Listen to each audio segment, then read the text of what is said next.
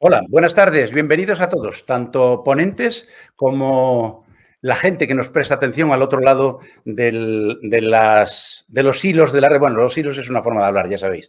Bueno, nos toca en esta segunda sesión, a la cual llegamos con un poco de retraso, disculpas a todos por ello, pero las conclusiones que había que tomar en la primera sesión eran lo suficientemente interesantes como para que nos hayamos podido permitir un pequeño retraso. En cualquier caso, nosotros, para la tranquilidad de los ponentes, van a disponer del mismo tiempo que estaba programado, es decir, de 1 hora, la temática que vamos a acometer es qué prioridades y qué proyectos de digitalización tienen las comunidades autónomas y, eso sí, cómo se van a financiar o cómo está previsto que se puedan financiar. Nos acompañan José Antonio Miranda Aranda, que es el director general de Gestión Económica y Servicios en Andalucía, Benigno Rosón Calvo, subdirector general de Sistemas y Tecnologías de la Consejería de Sanidad de Galicia, María Llanos Cuenca González, directora general de Planificación, Eficiencia Tecnológica y Atención al Paciente de la Comunidad Valenciana, y Marleo de los Mártires Almingol, que es la directora general de Sistemas de Información y Equipamiento Sanitario de Madrid. Y luego, ya saben, si hay algún área donde la industria tiene mucho que decir, es naturalmente en aquellas que dedicadas al cuidado de la salud tienen que ver con la alta tecnología. Y nos acompañan también Óscar Gil, que es el director de consultoría de Healthcare de IQVIA, Helen Soto, que es la directora general de Digital Southern Europe de GE Healthcare, y Marisa Felipe, que es la Regional General Manager de Iberia, de Dedalus Iberia. Así que, sin más dilación, 5 minutos para cada uno. Arranco con el cronómetro y empezamos por José Antonio Miranda, que nos va a contar cuáles son sus prioridades en Andalucía. José Antonio, cuando quieras. Bueno, pues buenas tardes a todos y más que las prioridades os voy a contar las dificultades. Vamos a llorar juntos. Vamos a ver qué dificultades tenemos. Yo no soy de este mundo, yo soy economista, me incorporé al Servicio Andaluz de Salud con el cambio de gobierno y en 2 años que llevamos, yo diría que no es normal lo que nos ha pasado. No es normal a nadie lo que nos ha pasado a nadie, pero especialmente en Andalucía. No sé si recordáis la listeria con la carne mechada. Justo llegar tuvimos esa crisis, después pasamos esa crisis, llegó la fiebre del Nilo, pasó la fiebre del Nilo y nos apareció la pandemia COVID, con lo cual las prioridades teóricas que teníamos para desarrollar no tienen nada que ver con lo que hemos tenido que hacer y lo que estamos haciendo en la actualidad. Esas prioridades me imagino que serán, y ahora después las podremos comentar, igual para todos los sistemas sanitarios. Bueno, pues nosotros tenemos un proyecto de Big Data que está pendiente de adjudicación, pues a través de herramientas de inteligencia artificial, pues mejorar, agilizar el trabajo de los profesionales, es decir, la aplicación de las nuevas tecnologías para un mejor diagnóstico y para un mejor trabajo de los profesionales. Un proyecto de medicina personalizada a través de proyectos de análisis de imágenes médicas, digitales, genómica, patología digital, en fin, una serie de proyectos que teníamos en marcha y que ahora mismo están en stand-by y un proyecto muy importante que era para la Consejería de Salud en Andalucía, que era el tratamiento de los pacientes crónicos en su casa, en la atención domiciliaria. Los hospitales de agudos para agudos, pero todo lo que pudiera tratarse en los domicilios, creemos que es donde mejor está un paciente y donde mejor se le puede atender. Eso exige la aplicación de tecnologías importantes a esos pacientes. Bien, pues todo esto, que eran las prioridades que teníamos y los proyectos que teníamos, se produce un shock en el sistema, igual que ha pasado en todo el mundo, pero permitidme que dimensione el problema, repito, igual para todos, pero que en Andalucía afecta a un sistema que tiene 120.000 trabajadores, el Servicio Andaluz de Salud tiene 120.000 trabajadores, 11.600 millones de euros de presupuesto anual y 9 millones de clientes, de pacientes. Es un sistema grande. Cuando eso entra en shock, olvidamos lo importante para centrarnos en lo urgente. Lo urgente, lógicamente, pues ya os podéis imaginar, aligerar la carga del trabajo asistencial de los médicos como consecuencia de la pandemia, facilitar la atención a los pacientes a través de nuevos métodos, nuevas tecnologías, nuevas aplicaciones, afrontar la situación laboral de teletrabajo de esos 120.000 trabajadores que tiene el Servicio Andaluz de Salud,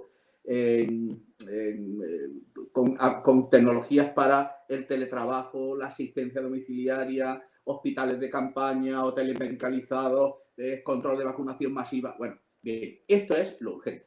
Entonces hemos tenido que derivar todos los recursos a atajar lo urgente y, por tanto, hemos dejado a la espera de que pase esto lo importante, que lo importante es desarrollar nuestro proyecto, el proyecto que me imagino que es similar al que todos tenéis.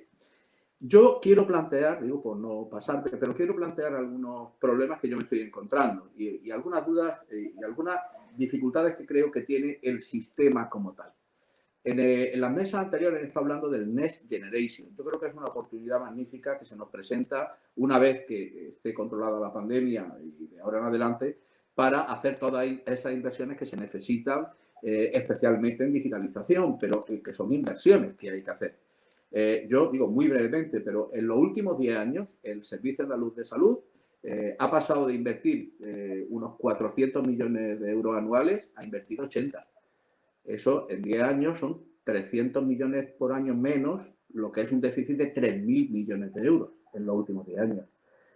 Claro, eso ha exigido que tengamos que abordar pues, hospitales que no se habían hecho, centros sanitarios que había que reformar y que no se han reformado, obsolescencia tecnológica que había que reponer. Es decir, la necesidad de recursos que tenemos es enorme. Tenemos un presupuesto muy alto, lógicamente, pero tenemos muchas necesidades provocadas por los últimos 10 años de crisis económica, crisis financiera, en los que los ingresos públicos bajaron y desgraciadamente a la sanidad se le afectó de forma importante. Y dentro de la sanidad, el capítulo 6, a la inversión, ¿vale? Entonces, tenemos ahí un problema y una oportunidad de los Next Generation. Pero... Terminando, José Antonio, terminando. Termino. La incertidumbre que me produce cuándo llegarán los fondos, para qué llegarán, qué tiempo de ejecución tendremos, en qué condiciones podremos ejecutarlos. Si son proyectos, como decían antes de Galicia, directamente que se piden al gobierno y te lo dan, o una asignación a las comunidades autónomas para que se empleen en las necesidades que tengan. Todas esas dudas, espero que me las resolváis porque para eso estoy aquí, para aprender. Muchas gracias. Muchas gracias, José Antonio. Ceñido al tiempo como Dios manda. Bueno, y de Andalucía nos venimos al norte, a Galicia. Benigno Rosón, adelante con los faroles. Bueno, no sé qué significa eso de los faroles, pero yo voy a ir. Bueno, oye, pues nada, José Antonio ya ha relatado así un poco las iniciativas en las que creo que andamos todos. A ver, yo creo que aquí lo más importante, por situar el contexto, es que creo que en los últimos años venimos de un proceso importante de digitalización de de todos nuestros procesos y en lo que estábamos ahora hasta que llegó el COVID. Y yo creo, porque me gusta ver el vaso medio lleno, no medio vacío, que esto nos va a venir bien o nos vino bien para dar el siguiente paso. Lo que estábamos todos era un proceso de transformación digital. ¿Y esto qué significa? Digitalizar es, yo tengo la historia clínica antes en papel, ahora en formato electrónico. Es más ágil, más productiva, pero sigo viendo la misma información en otro formato.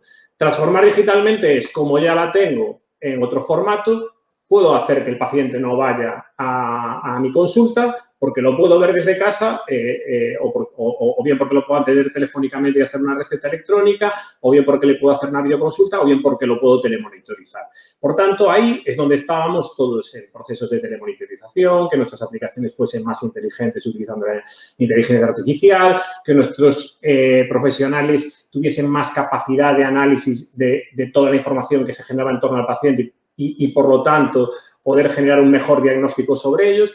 Yo creo que eso no nos ha cambiado. Lo que nos ha producido el COVID es, pues a lo mejor el parón en ciertos proyectos, pero también la aceleración en otros. Hay una cosa que es importantísima, que es todo lo relacionado con el diagnóstico en red o la asistencia de un profesional fuera de su ámbito natural. Y esto se ha conseguido. ¿Quién nos iba a decir que nuestros profesionales clínicos iban a teletrabajar con tanta facilidad o nuestros ciudadanos se iban a adaptar mejor a un proceso de atención más digital, ¿no? Muy probablemente, por ser abrupto, esto fue un poco, se podía haber hecho mejor, pero sí que sirvió para darnos cuenta de que esa transformación digital se puede hacer, ¿vale?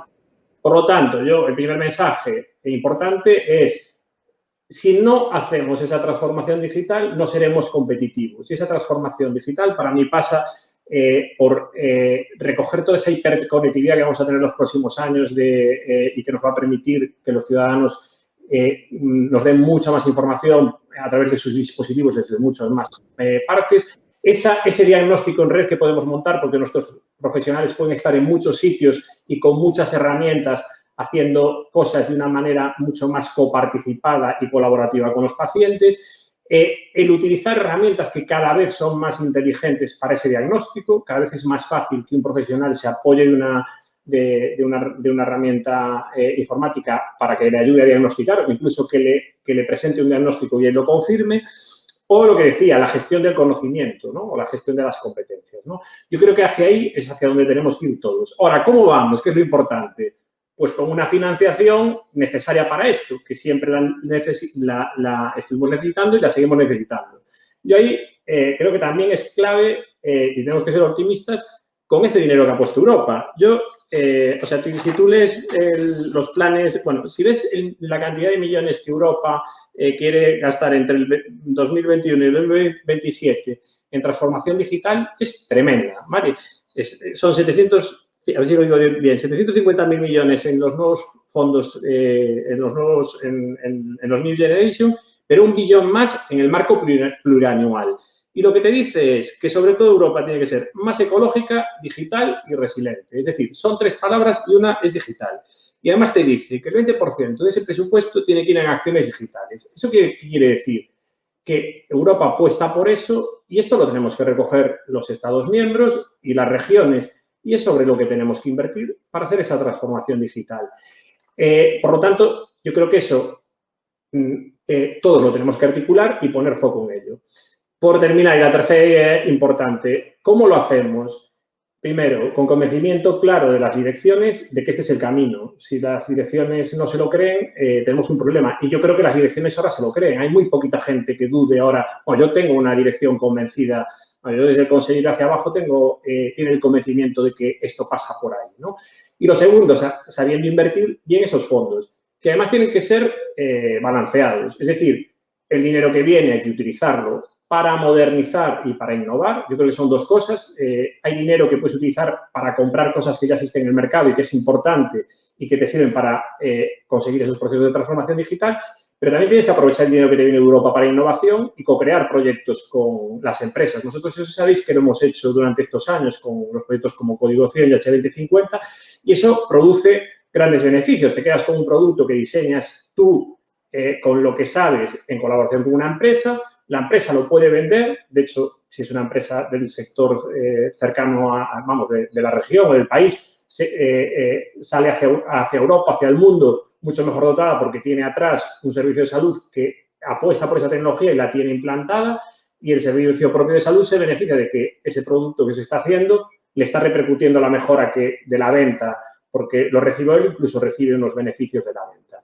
Entonces, ese dinero de Europa hay que saber gastarlo bien y en las 2 cosas, modernizar e innovar. Y después lo que tienes que tener, sí o sí, porque esto no te lo saca nadie, también es una inversión importante en fondos propios. ¿Por qué? Porque ahora tenemos estos 6 años, pero pasarán. Y en cualquier caso, en lo que estamos haciendo se gasta mucho dinero en mantenimiento de los sistemas. Si sabéis la regla mágica, el 20% del coste de un sistema es el ponerlo. O sea, una historia clínica te cuesta 20 y mantenerla durante los años que te dura, que son 10, 15, 20, es 80. O sea, la regla es 20-80.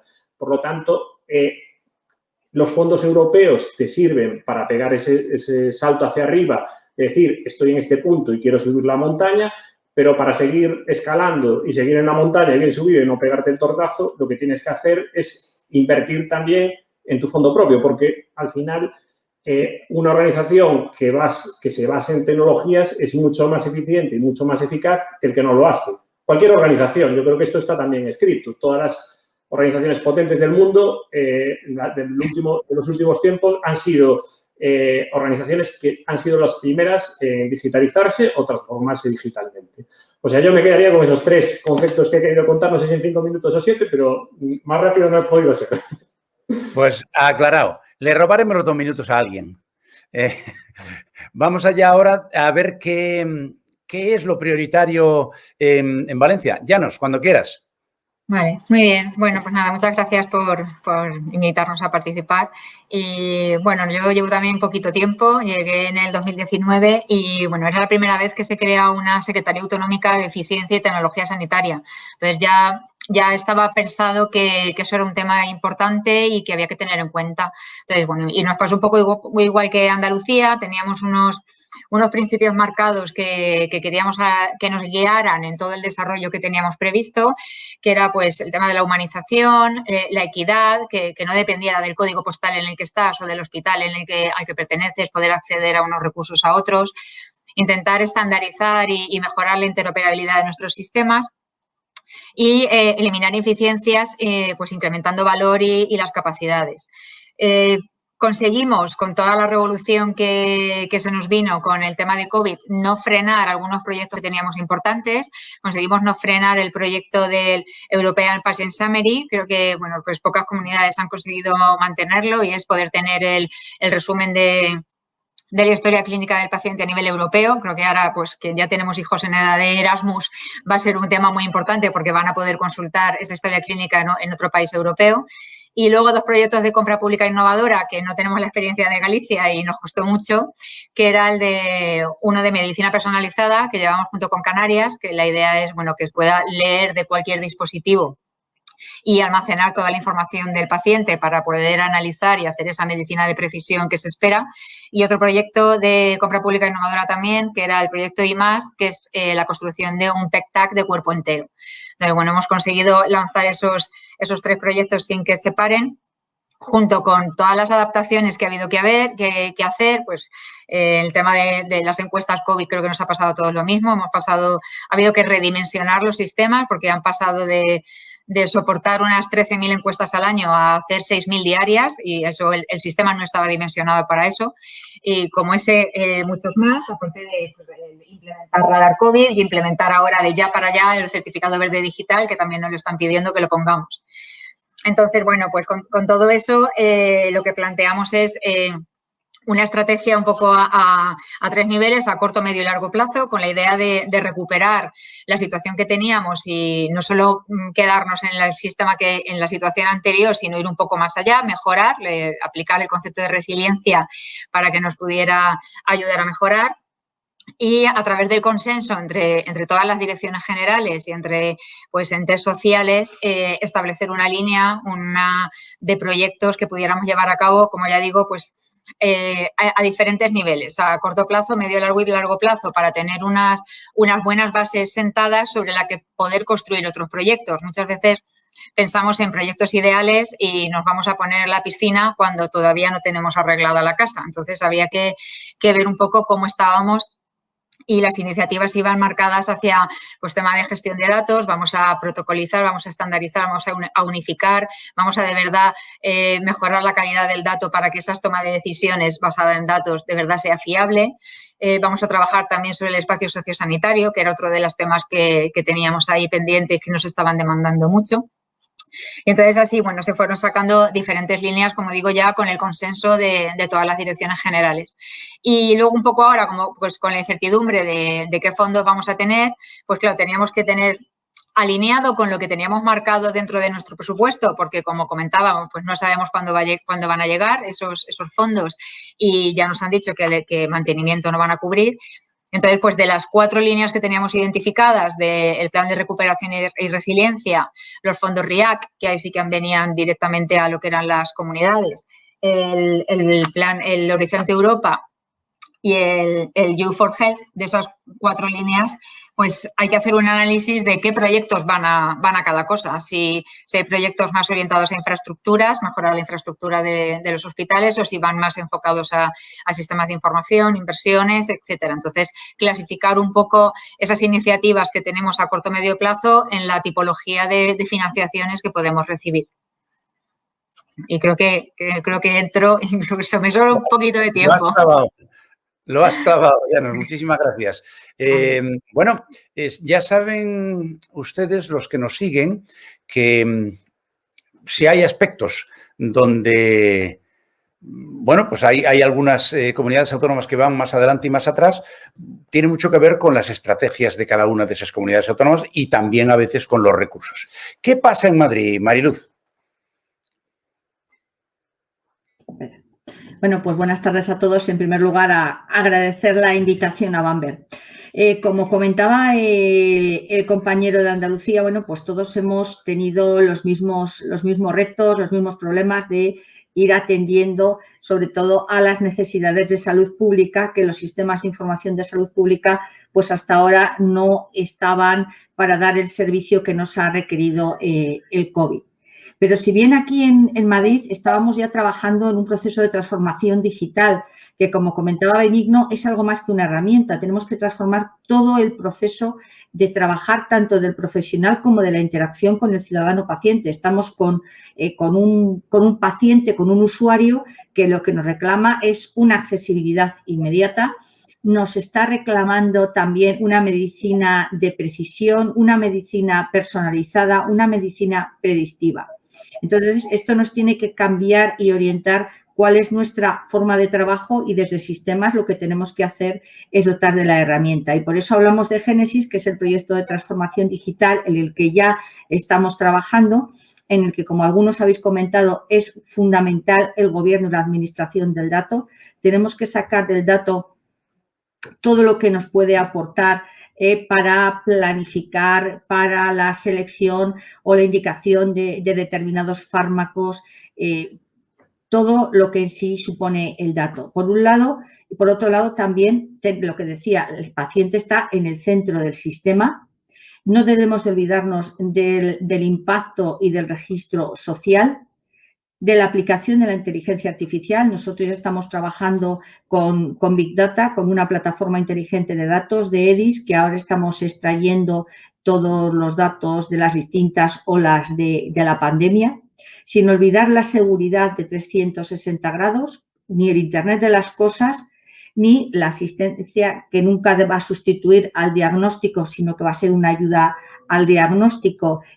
Uno de los temas que queremos implantar, y ahí, bueno, pues varios de los proveedores que estáis, es todo el tema de la anatomía patológica digitalizada y en red para toda la Comunidad de Madrid, poder haciendo nodos y haciendo hospitales en los que haya una especialización.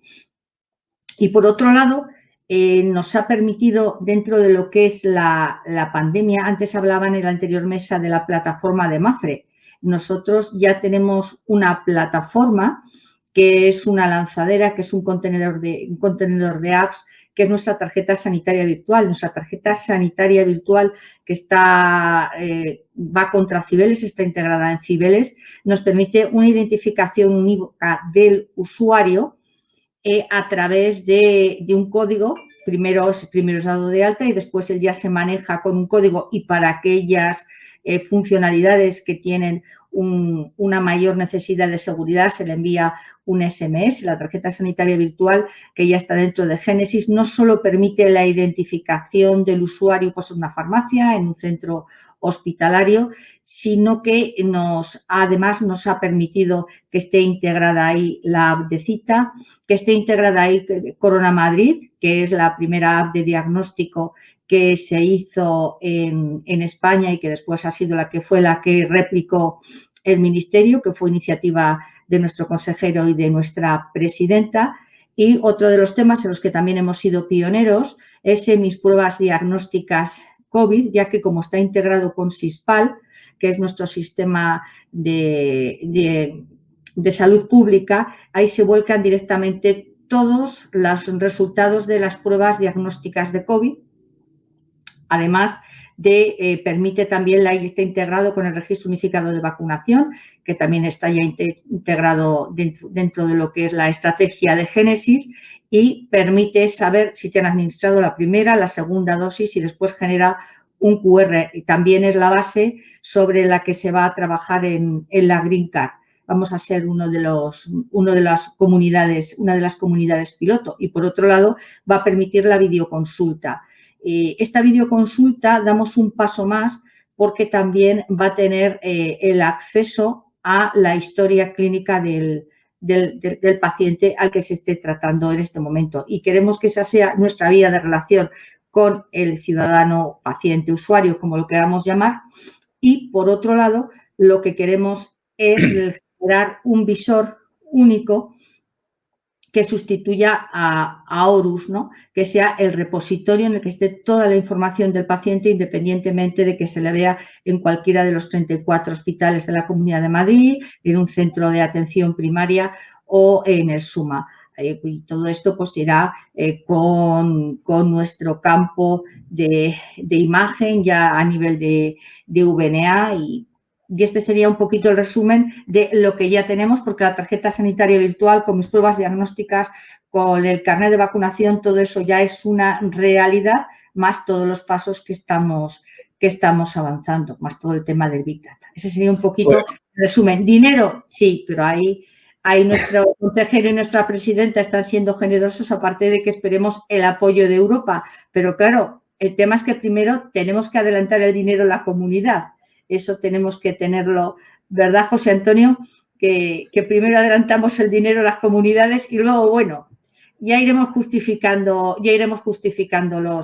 los gastos. Pero estamos muy ilusionados y avanzando muchas cosas, sobre todo porque hemos sido pioneros y porque también he de decir, pues, que hemos sido tractores pues, para proyectos muy importantes. Muchas gracias, Mariluz. Muchísimas gracias. Decía yo al principio que si hay un área a la hora de cuidar la salud donde la industria tiene mucho que decir es precisamente aquella en la cual las tecnologías de la información y las comunicaciones son fundamentales. Bueno, pues la industria tiene mucho que decir. Y para ver qué es lo que tiene que decir la industria, el primero que nos va a hablar es Óscar Gil de IQVIA. Óscar, 5 minutos. Gracias Ignacio. Buenas tardes a todos. Yo, a diferencia de mis compañeros, había preparado una presentación sin ánimo de pasarme de los 5 minutos, que como muy bien llevas, Ignacio, a rajatabla. ¿Se ve la presentación? No te voy a dejar que te pases. Lo sé. ¿Se ve la presentación ya? Todavía no. Todavía no. Ahora está apareciendo. Ya está. Perfecto. Ponemos en la cuenta del reloj ahora, ¿eh? Yo básicamente quería empezar con una reflexión, y es que vivimos una situación sin precedentes actualmente, por mucho que llevemos hablando de esto todo el año, y que no deja de ser una oportunidad tremenda para de una vez tratar de impulsar y afrontar los retos de la sanidad de los que llevamos hablando mucho tiempo. Retos como la sostenibilidad, ser capaces de medir, de compararnos, de buscar coste-efectividad de los tratamientos. Retos como la orientación a la prevención, de la que también estamos hablando, ¿no? Para poder actuar de forma temprana. Y los retos que vienen con la pandemia ahora, ¿no? Hablamos de ser capaz de predecir este tipo de situaciones con tiempo y ser capaz de sobreponernos a ellas, de superarlas. Es el concepto de resiliencia, ¿no? Yo no voy a hablar de los retos porque están hiperdiagnosticados y todos los conocemos, pero sí voy a hablar de que todos estos retos tienen un punto, un factor común, y es que para poder actuar sobre ellos hace falta tomar decisiones basadas en conocimiento. Y como hemos venido escuchando a lo largo de toda esta sesión, gran parte de ese conocimiento está inmerso en la cantidad de datos que tenemos dentro de una comunidad autónoma, dentro de los hospitales, etcétera.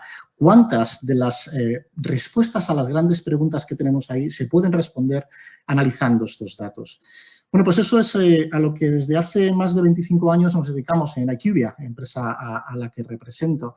Y en concreto hoy quería presentar muy rápidamente en estos 5 minutos, si soy capaz, una solución que llamamos IQVIA Data Backbone, que se puede instalar on-premise dentro del perímetro, se puede instalar en cloud, que tiene 4 componentes de las cuales se habla mucho también en foros como este y por tanto van a sonar familiares, pero con una diferencia. Nosotros llevamos, como digo, más de 25 años haciendo esto, tenemos productos maduros y tenemos la gran fortuna de estar liderando proyectos transformacionales que hacen evolucionar el modelo asistencial, como venimos hablando en foros como este, pioneros en el mundo, y comentaremos algunos de ellos. Muy rápidamente, hay una parte de extracción de todos los datos, tanto los estructurados como los que están en texto. Hay autores que dicen que el 80% del conocimiento está en el texto. Y tenemos una aplicación que se llama Linguamatics, es una empresa que lleva 25 años haciéndolo. Clientes como la NASA, clientes como la FDA, 19 de las 20 mayores empresas farmacéuticas en el mundo utilizan esta herramienta y en los últimos años hemos hecho más de 60 publicaciones con esta herramienta. Hay una segunda componente que tiene que ver con recoger todos los datos de todos los sistemas, que cada uno viene de un sistema informático diferente, de un proveedor diferente, ser capaces de ponerlos en un solo sitio y convertirlos en formatos estandarizados internacionalmente, que nos va a permitir no solamente utilizarlos para la tecnología de IQVIA, sino aflorar todo ese conocimiento para los casos de uso que una comunidad autónoma quiera poner en disposición de terceras empresas. De manera que se crea toda una oportunidad de generar un ecosistema de innovación, de generación de riqueza regional y de empleo de valor alrededor de todo esto. En 8 países tenemos este producto. Por supuesto, toda la parte de seguridad, de anonimización, no solo anonimización, sino la medición del riesgo, riesgo estadístico de dar para atrás, que es una herramienta que te permite llegar al punto de equilibrio justo entre la seguridad y la utilidad de los datos, que es una cosa que normalmente no se habla, pero depende del caso de uso, esto es muy necesario. Más de 500 implantaciones de esta herramienta tenemos y al final toda la parte de capa analítica, donde aparte de herramientas de descubrimiento de cohortes de pacientes y un largo etcétera, pues está toda la parte de inteligencia artificial donde podemos poner sobre la mesa más de 80 algoritmos predictivos que ya funcionan en hospitales de otros países y más de 25 sets de datos propios con los que una comunidad autónoma puede enriquecer sus estudios o hacer análisis comparativo. Como digo, más allá de los retos, todo un abanico de oportunidades como una plataforma abierta como esta, por ejemplo, una comunidad autónoma que se acabe convirtiendo en un polo de excelencia en innovación, siendo capaz de atraer ensayos clínicos de todo el mundo, con los beneficios que tienen inversiones, en motivación de los profesionales que participan y en los pacientes que se benefician de esas terapias. Como no solamente se trata de competencia, sino de haberlo hecho, deberíamos traer muy rápidamente, que me quedan 45 segundos, referencias importantes. En el Reino Unido tenemos un acuerdo con el National Health Service para combinar información de las historias clínicas con bases de datos de secuenciación genómica, que la combinación de ambos mundos puede llegar a dar una cantidad de hallazgos sin parangón en el pasado. Con la EMA hemos hecho una red de hasta 7 países que participan para hacer estudios observacionales en la COVID-19. Algoritmos predictivos, decía Ignacio Parra al principio de la sesión, ¿cuántos pacientes nos hemos dejado, aparte de las listas de espera, que es más conocido, cuántos pacientes nos hemos dejado sin diagnosticar en temas como neoplasias, por ejemplo? Pues venir con algoritmos que ya están entrenados, que te aplanan la curva de aprendizaje, va a ser vital en los momentos en los que estamos. Y formamos parte de organizaciones que estandarizan todo esto. 5 minutos, creo que lo he cumplido. Ignacio, acabo con esta reflexión y dándos las gracias a la Fundación Barber por invitarnos a IQVIA a participar. Muchísimas gracias, Óscar, lo has clavado. No me dais tiempo, así no hay manera. Gracias a vosotros. Bueno, en GE Healthcare, Belén Soto nos va a contar qué es lo que es prioritario para ellos en este momento y también para la sanidad española. Pues muchas gracias, Ignacio. Muchas gracias por darnos la oportunidad de estar en este foro. La verdad es que con un nivelazo que la verdad es que bueno, es impresionante, ¿no? A mí me gustaría un poco complementar lo que nos ha comentado Óscar desde la perspectiva de imagen. Como sabéis, GE Healthcare lleva trabajando con las organizaciones sanitarias españolas desde hace décadas, ¿no? Y hace poco, bueno, recientemente, el 2019, por ejemplo, el Hospital Universitario Fundación Alcorcón celebró 20 años desde su inauguración y estuvimos con ellos desde los primeros proyectos de digitalización, uno probablemente de los primeros proyectos de Europa de digitalización de un departamento de rayos, ¿no? En aquel momento. O el proyecto Zurbarán en Extremadura, que en el 2004 ya fue también uno de los primeros proyectos de soluciones regionales de imagen médica digital también en Europa, además financiado en su momento por fondos FEDER y donde realmente el hecho de que la financiación lo permitió, pues se montó un proyecto que es para aquella época súper innovador porque consistía en un repositorio centralizado donde se conectaban todos los hospitales Fijaos que era un modelo que hasta recientemente no se ha extendido, ¿no? Cuando normalmente se implantaban pues soluciones de imagen digital por hospital, este fue un proyecto centralizado donde todos los hospitales funcionaban con una única solución. Al final, un poco la reflexión es, los grandes proyectos transformadores, cuando se pegan saltos de cuantitativos y cualitativos, vienen acompañados de 3 elementos. Yo creo que Beni lo apuntaba al principio, ¿no? Por un lado, visión y empuje, visión de los responsables que tienen que plantear los proyectos, y hemos visto muchos ejemplos de proyectos y de visión. Segundo, un respaldo político, ¿vale? Porque estos cambios de paradigma al final involucran pues a las personas, al final los profesionales que los tienen que asumir, que abordar, ejecutar. Pero el respaldo político es importante porque estos proyectos transformadores, pues al final superan en muchísimos casos las legislaturas, ¿no? Con lo cual ese respaldo político es fundamental y, por supuesto, el tema de financiación, y lo hemos oído, ¿no? El tener un programa, una financiación específica. Al final, no es hablar de financiar los proyectos como se hace a través de los presupuestos anuales, sino que realmente los verdaderos cambios que transforman suelen venir asociados a grandes programas con objetivos, con una financiación normalmente extraordinaria idealmente con indicadores de consecución, ¿no? Yo creo que es algo que no hemos hecho hasta la fecha. Sí, estos objetivos, pero en otros sistemas de salud se plantean indicadores de cumplimiento, establecen umbrales de qué se debe conseguir. Yo creo que eso es algo, bueno, pues que marca muchísimo la diferencia. Entonces, por ejemplo, proyectos transformadores, voy a comentar, por ejemplo, uno en Valencia, el proyecto de gestión de imagen médica digital, ya que está Llanos, ¿no?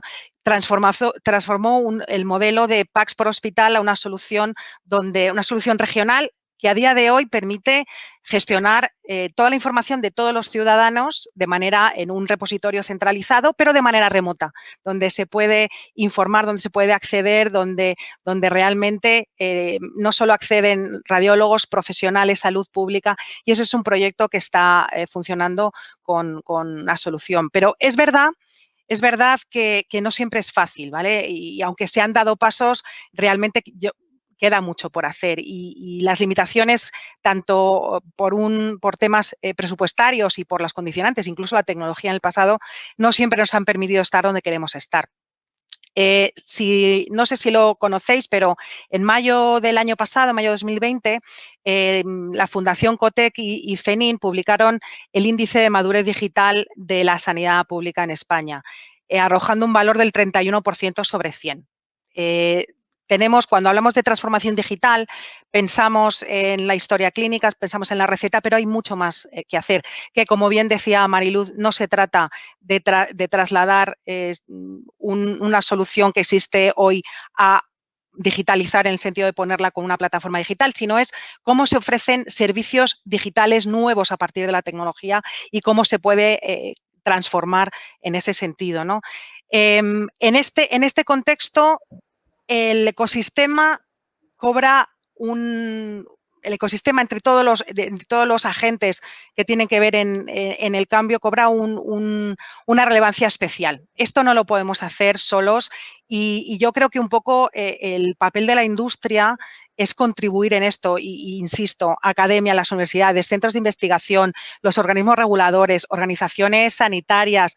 La industria, no solo las grandes corporaciones como GE Healthcare, sino pequeñas empresas, startups. Al final tenemos que trabajar todos juntos en construirlo, ¿no? La tecnología está, los datos, lo comentaba Óscar, es fundamental, es una materia prima fundamental. Los nuevos servicios digitales se tienen que enmarcar en un paradigma completamente diferente. No se trata tanto de la gestión episódica, sino más en medicina de precisión, medicina preventiva, predictiva, personalizada o participativa también, ¿no? Y cómo se gestiona el dato y el conocimiento. El dato es clave. ¿Cómo convertirlo en conocimiento? Lo mencionaba Óscar, pero también ese conocimiento en sabiduría. Ese es el reto, ¿no? Y eso es lo que bueno, desde la industria queremos tender la mano para hacerlo juntos, ¿no? Algunos ejemplos, Óscar lo ha comentado en sus soluciones, algunos ejemplos que quiero poner de ámbitos donde podemos... Terminando, Belén, terminando. Vale, pues pongo 3 ejemplos. Los proyectos de soluciones analíticas de última generación basadas en inteligencia artificial para optimizar productividad y eficiencia en hospitales, los Command Center, como los algoritmos que desarrolla Óscar y otras entidades, incluso nosotros, cómo se puede facilitar para que el radiólogo las pueda utilizar en rutina diagnóstica sin volverse loco con orquestadores, o los repositorios de objetos clínicos como evolución más allá de los VNA tradicionales para uso primario y secundario del dato. Tenemos muchas dudas con todos los fondos que existen, cómo podemos contribuir, cómo podemos ayudar y no hay claridad. Yo, una de las, además de tender la mano, sí me gustaría, bueno, pues entender y saber cómo podemos trabajar juntos en esto. Muchísimas gracias, Belén. Y para terminar este trocito, las exposiciones. Marisa, desde Dedalus, ¿qué tenemos por ahí? Bueno, buenas tardes, daros las gracias por convocar estos eventos en los que es súper interesante escuchar los puntos de vista de las diferentes comunidades y de otras empresas del sector. Yo voy a intentar decir cosas nuevas y que generen a lo mejor un poquito de polémica para luego discutir, porque es verdad que desde la industria, como dice Belén, pues tenemos muchas dudas de cómo poder ayudar más en este proceso de transformación. Yo creo que estamos todos de acuerdo que ya no estamos en el momento de digitalizar, y no es que no queden cosas por digitalizar, sino que estamos en el momento de transformar definiendo un nuevo modelo de salud, donde, como comentaba Mariluz, pues el paciente tiene un rol mucho más activo y la información es un elemento clave que en este proceso de transformación. ¿Y qué se transforman? Se transforman los procesos asistenciales, pasan de ser reactivos y desconectados a ser procesos proactivos, conectados, personalizados. Y yo creo que un punto muy importante es con el valor de los datos,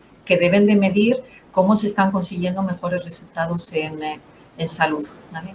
Y como hemos dicho, la tecnología en el pasado a lo mejor no estaba para dar soporte a esta transformación, pero ya la tenemos y las dificultades son otras. Porque el definir nuevos procesos involucra a los profesionales, involucra a los ciudadanos, donde muchas veces hay resistencia. Y en estos proyectos yo creo que un elemento importante desde el punto de partida es involucrarlos y luego tener campañas de formación, tener dentro del proyecto pues formación y comunicación. Y a mí aquí un punto que tomaba nota cuando decías, Beni, que no se puede olvidar los fondos propios, porque a mí algo que me preocupa, yo creo que hay muchos fondos, hay que ver cómo se capturan para que cada comunidad pueda hacer los proyectos que quiere hacer, pero para definir y articular esos proyectos, para que salga la licitación y para ejecutar esos proyectos, si se consigue apalancar todo el dinero que hay, yo creo que es necesario que crezcan las organizaciones que lideráis, porque si no veo muy difícil que seamos capaces, por mucho que os ayudemos desde la industria, de estar manteniendo el día a día, porque bueno, ahora hemos tenido una crisis bestial, pero crisis hay de manera continua, y ser capaz de articular estos proyectos transformacionales. Para mí ahí sería un primer punto para que podamos elaborarlo después. Yo estoy totalmente de acuerdo con Beni que estos proyectos hay que aprovecharlos para hacer innovación. Y yo aquí levanto la bandera que en Dedalus tenemos uno de nuestros centros de I+D en España, y queremos trabajar e innovar en los productos, trabajando en los proyectos con nuestros clientes. Y de hecho, estamos trabajando en proyectos europeos. A mí me gustaría mencionar dos. Un proyecto Horizon que se denomina Persist, en el que se está intentando ver cómo mejorar la calidad de vida de personas que han tenido tratamientos de cáncer, y otro que es Genome for All, en el que con algoritmos de inteligencia artificial se quiere mejorar el diagnóstico de enfermedades raras hematológicas. Y nosotros utilizamos estos proyectos para innovar y crear nuevos componentes en nuestros productos que luego podemos llevar a los los clientes. Y yo creo que esto es importante porque el objetivo de los fondos de reestructuración no es solo el hacer los proyectos de transformación, sino que todos sabemos que vamos a tener una crisis económica grave y que el generar riqueza dentro del país pues es un elemento más para ayudar a recuperar. Y luego habéis estado hablando de cuáles son las prioridades. Bueno, yo creo que el punto de partida, y aquí se ha visto, de cada comunidad autónoma es distinto y eso marca un poco las prioridades o el foco, pero estoy de acuerdo con lo que ha comentado Óscar. Las plataformas de datos, el tener los datos articulados en un repositorio común es algo fundamental. En Dedalus también tenemos una plataforma de datos con aceleradores para salud que cubre pues todas las fases desde la estandarización, la gestión, el poder definir algoritmos de soporte a la decisión, que son un elemento clave sobre el que luego se articularán los sistemas que permiten desplegar los procesos. Y ahí nosotros, y José Antonio comentaba de los sistemas de crónicos, al final en un sistema de crónicos se trata de ser proactivo en la gestión del paciente, se trata de con sistemas con automatización de procesos, recoger datos de dispositivos y de manera proactiva ponerse en contacto con el paciente antes de que vaya al hospital o antes de que vaya al centro de salud. Así pues, por un lado las plataformas de datos, por otro lado las plataformas que permiten dar servicios avanzados, generar la continuidad de cuidados, para lo cual tienen que tener acceso a esta visión horizontal del paciente y plantear aproximaciones de prevención, como comentaba con esto de los crónicos. Y ya para terminar, y estoy también de acuerdo con lo que dice Belén, nosotros vemos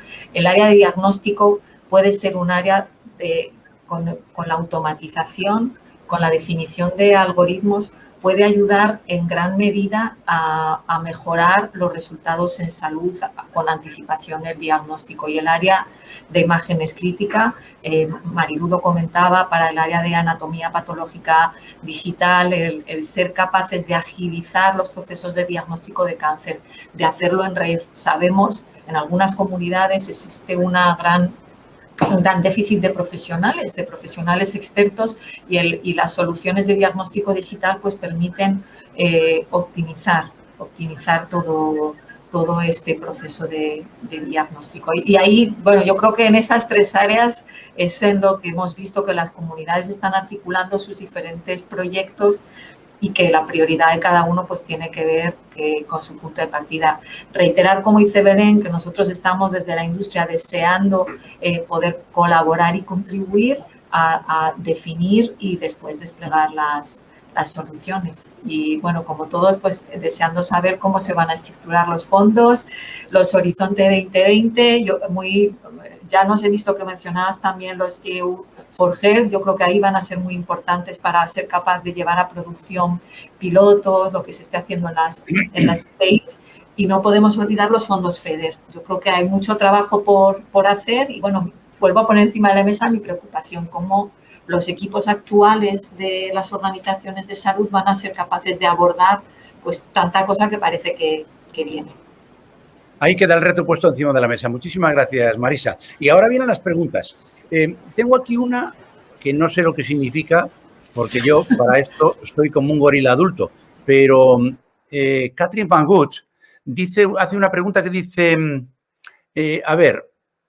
¿habéis pensado en la tecnología Solid? Es una tecnología que permite al ciudadano ser propietario de sus datos. Se ha hecho de esa forma una unificación de datos que tiene la administración en diferentes niveles y que ahora se está intentando lo mismo con datos sanitarios. ¿Alguien sabe lo que es esto?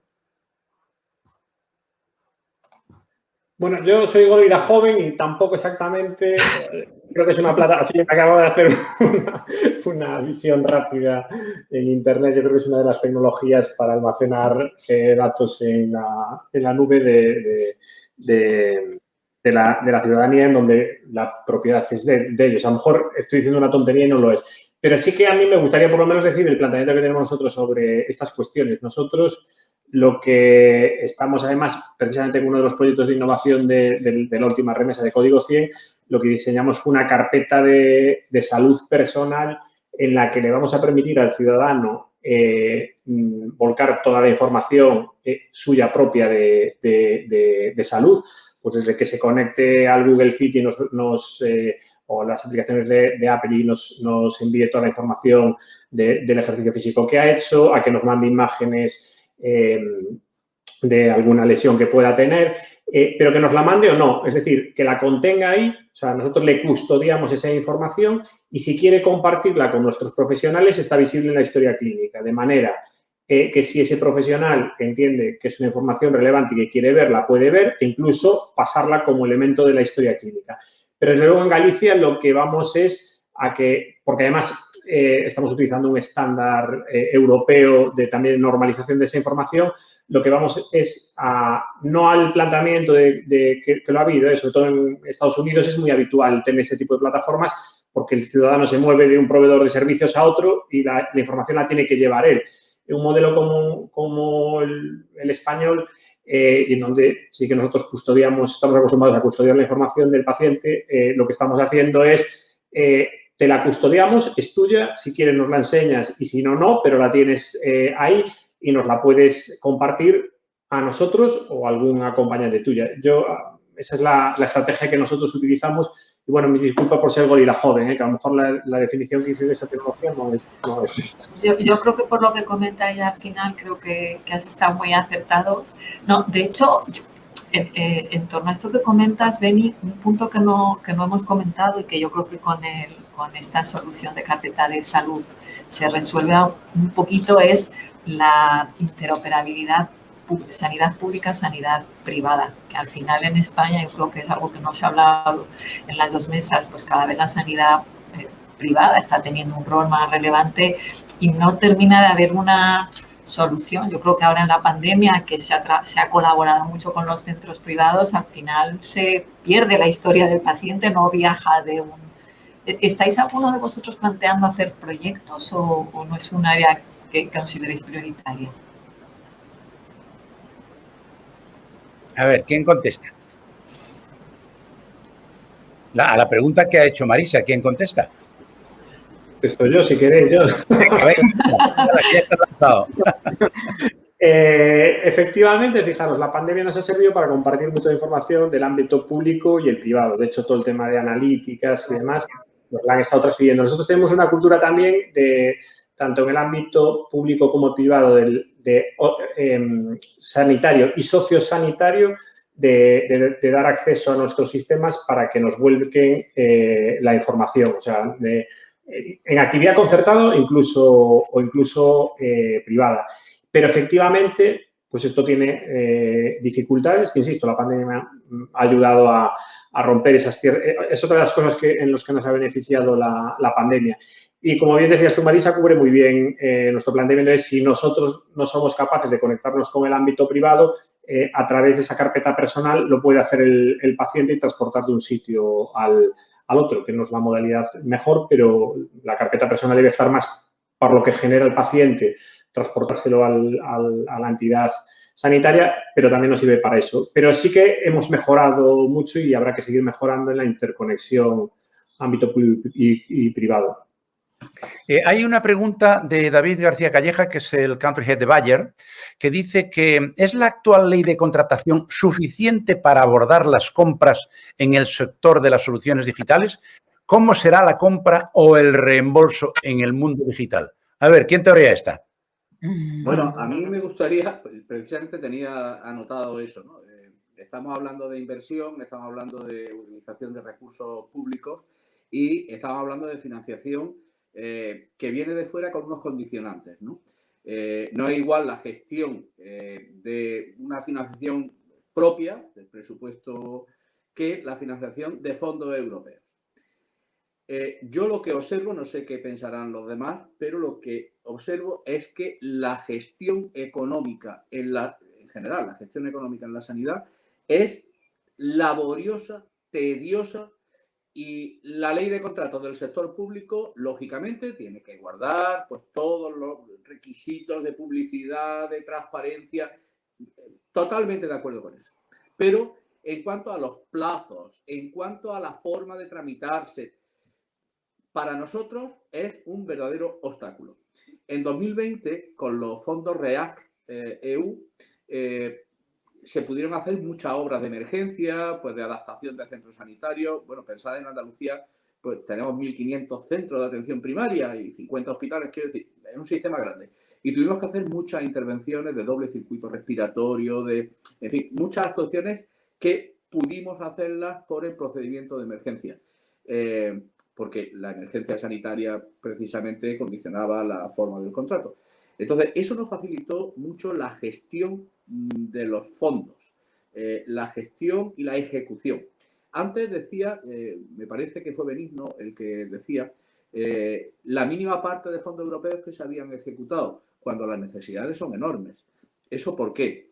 Si le unimos la legislación española en contratación, pues a través de la ley de contratos del sector público, se lo unimos a los requisitos establecidos de verificación y de fondos europeos, la gestión se hace muy complicada. Yo no creo que de verdad las administraciones públicas renuncien al dinero y no se ejecute todos los fondos europeos que se podrían ejecutar por gusto.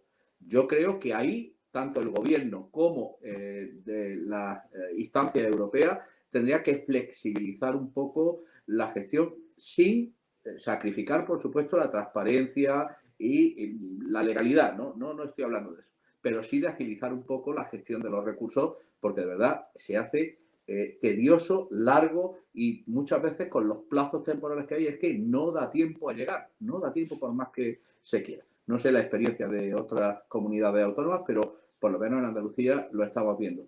Estamos ejecutando bastante, pero con muchísima dificultad. Y creo que deberían facilitar por parte del Gobierno de España y también de la Unión Europea un poco la flexibilización en la gestión económica de los fondos.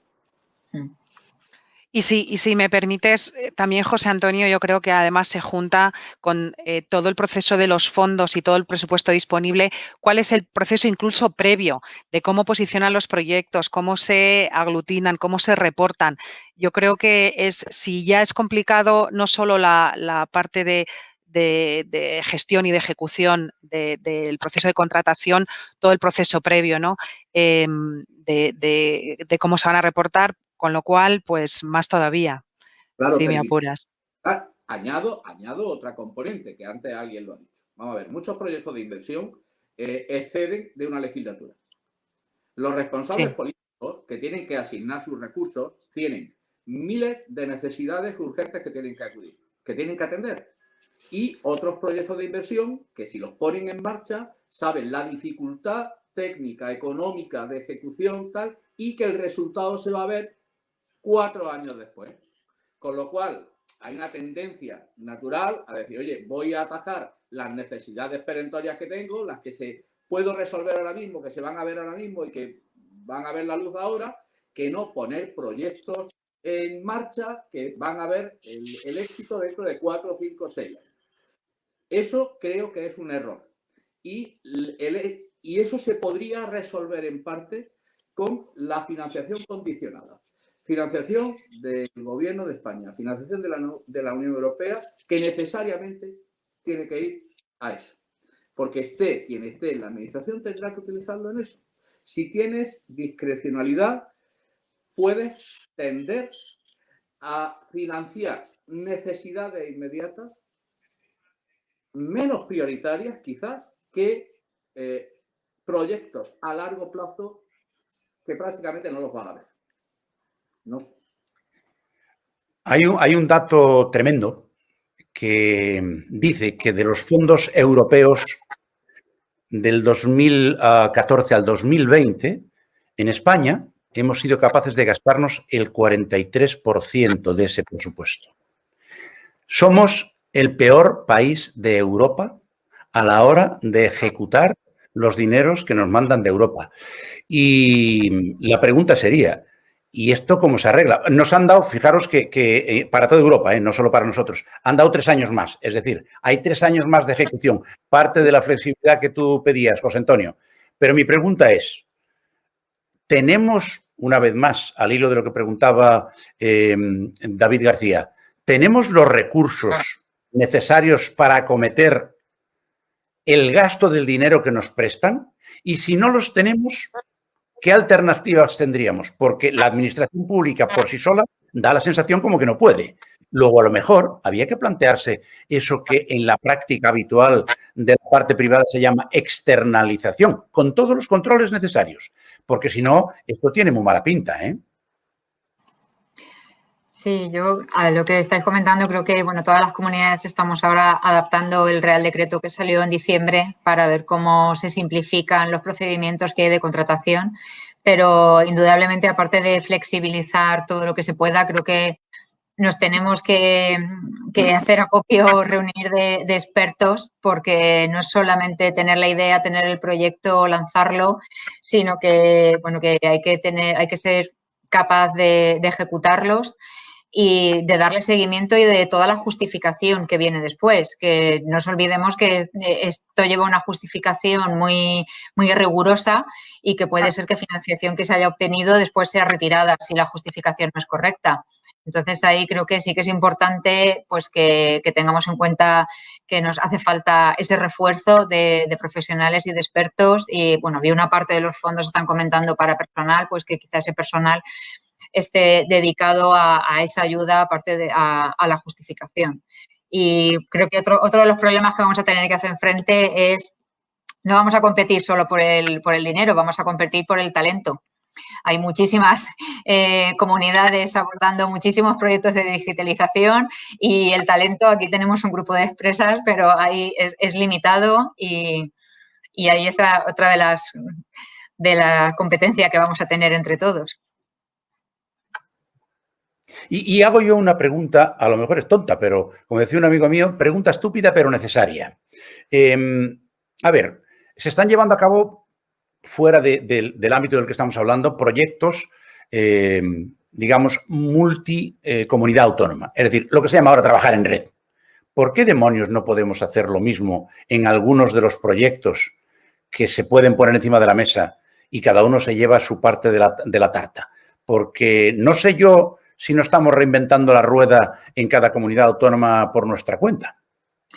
Yo creo que el Ministerio de Sanidad, la idea que lleva es esa. Por eso nos ha pedido a todas las comunidades que planteemos ellos definieron los 7 proyectos tractores y que dijéramos cuáles eran las iniciativas de proyectos que nosotros teníamos y si podíamos participar como líderes o como participantes o como informados de los proyectos. Y creo que esa era la idea que tenían, captar un poco el sentir general que había de las comunidades y tratar de agrupar proyectos comunes, porque una de las ideas era que fueran proyectos país, que fueran proyectos orientados a garantizar la interoperabilidad y que ese fuera uno de los objetivos que estuviesen marcados. Entonces, creo que sí que van en esta línea. Mariluz, ¿tú crees que van en esa línea? Esperemos que debe de ser la línea en la que vayan, ¿no? Porque hasta ahora... Hombre, pues hasta ahora nosotros sacamos la primera app de Corona Madrid. Hasta ahora nosotros hemos sacado en la Comunidad de Madrid la tarjeta sanitaria virtual. Hemos sacado el carnet de vacunación COVID y estamos siendo nosotros los tractores y lo ponemos a disposición del resto de comunidades. Yo es lo que estoy viendo hasta ahora y lo que he vivido en épocas pasadas, pues con algo tan que ahora nos parece básico como es el MOOC. Entonces, esperemos que esa sea la línea. ¿Alguien quiere añadir algo más antes de despedir? Bueno, un poco ratificar que el Ministerio, que creo que en esto lo está haciendo bien, está buscando el que las comunidades intentemos hacer proyectos que nos sirvan a todas y los podamos recoger.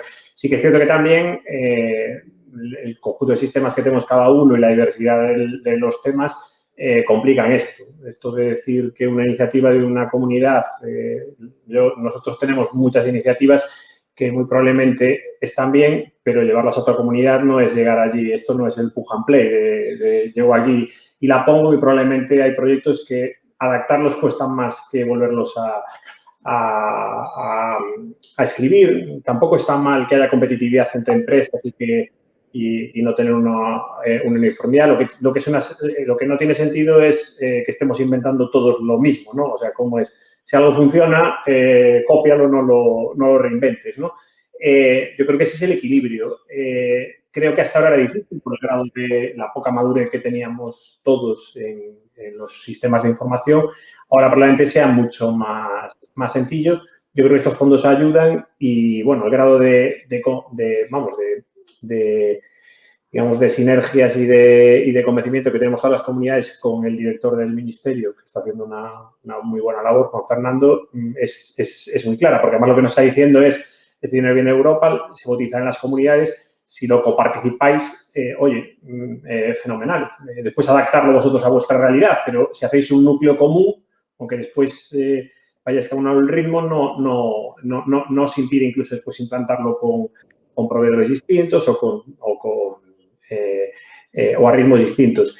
Sí que es cierto que puede estar ahí el factor de la ley de contratos que también limita este tema de hacerlo. O sea, no puedes elegir sistema o proveedor, para bien o para mal. Yo creo que para bien hay que moverse por principios de transparencia, de igualdad de trato y de competitividad. Por lo tanto, me refiero que tampoco no banalicemos, que ya sé que no lo haces, Ignacio, no es fácil, o sea, yo creo que, o lo digo de otra manera, yo siempre digo de otra manera, con poco dinero que se ha invertido en España, porque no se ha invertido demasiado dinero en digitalización, o han invertido otros países en Europa mucho más, el grado de digitalización que tiene España es muy importante. Eso quiere decir que no hemos estado desacertados haciéndolo y si miras hacia afuera, los escenarios son peores que los nuestros. O sea, yo no creo que hayamos hecho mal trabajo las comunidades, además en un proceso también de transferencia que fue el que fue. Yo, en ese aspecto, creo que las cosas son difíciles parece algo que lo cuentas y parece muy fácil y son más difíciles de lo que parece y creo que todos hemos estado intentando sumar e intentando alinearnos. Insisto que tampoco hemos ido cada uno por nuestra cuenta, sino solucionando los problemas. Yo pues, sí. Sí, dime, Belén. Un último comentario. Yo creo que efectivamente que no es sencillo. Que hay ya camino recorrido. Pero yo creo que tenemos una oportunidad única. Yo creo que la pandemia también ha hecho que la sensibilización por la importancia de la transformación digital, que siempre, como dice Beni, nos ha costado que nos pongan a veces tanto la financiación como en el centro y la digitalización se ha hecho muchas veces con mucho esfuerzo por parte de los responsables tratando de convencer de que esto era lo que había que hacer. Creo que estamos en una oportunidad única. Está la financiación, yo creo que está la sensibilización. Tenemos que aprovecharlo. Es difícil, sí. Yo creo que tenemos que trabajar juntos y nos equivocaremos si no lo aprovechamos y hacemos un cambio de paradigma. Y me gustaría simplemente dejar ese mensaje para... Ignacio, si me permites también por aportar mi granito de arena, que muy de acuerdo en lo que acaba de decir Belén, muy de acuerdo en lo que ha dicho Beni, de la aproximación más inteligente es la mezcla entre traer lo que ya funciona y innovar en lo que no funciona. Y yo creo que la oportunidad no solo está en utilizar estos fondos para mejorar la sanidad, para lo que comentábamos de vencer los retos actuales y anteriores, sino para incluso ser más ambiciosos todavía y tratar de mejorar el modelo económico español. Es decir, lo que comentábamos antes de generar ecosistemas de innovación que generen riqueza local, empleo de calidad, que después de los fondos que tengamos una base de ecosistema de empresas que nos permitan dar un salto en lo que hacemos actualmente. No, si al final va a tener razón Einstein cuando decía que la crisis es la mejor bendición que puede suceder a las personas en los países. Absolutamente. Las crisis traen progresos. A ver si es verdad y somos capaces de aprovecharlo. Bueno, se nos ha acabado el tiempo, pero tengo todavía el suficiente para agradeceros a todos que nos hayáis acompañado. José Antonio, Benigno, María Llanos, Mariluz, Óscar, Belén y Marisa. Muchísimas gracias a todos y a aquellos que nos han seguido. Emplazarles. Primero, vamos a clausurar todavía y alguna cosita interesante habrá para escuchar y luego a nuestra próxima ocasión, que no tardaremos mucho, antes de una semana más o menos. Muchísimas gracias y hasta muy pronto. Gracias.